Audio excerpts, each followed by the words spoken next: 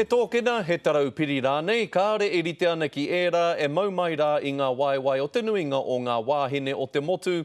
Ina rā hoki he tauira Māori kei runga, nā te Māori anō i whakairo.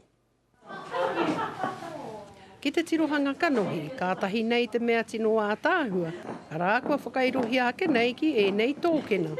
Not being very brave myself to have a real moko on my arm or leg, I decided as I was walking this particular day, gosh, one day you could actually put them onto a stocking or a glove or something like that. Mainly came from the carving angles and Māori design within meeting houses and things like that. And it was just a natural progression to go from the wharenui onto the body. Ahakua ko tahi ana ke te wheketere tui tui tōkena, e tuwhera tonu ana ki te motu.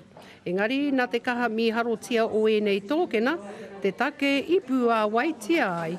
Mangopare is the one which is an ankle one. We decided that we'd like to sort of have some of the pantyhose that had like a full design on them, which we had the tipu design, and then we had the koru in the full black.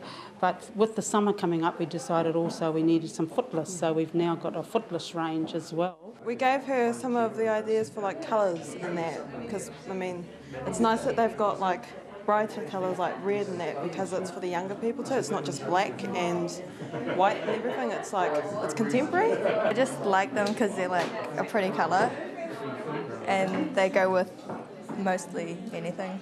Nā wai iki ko ngā wāhine anake ngā mea e tika ana, kia mau I e nei momo taera o te tōkena. Anyone can wear them.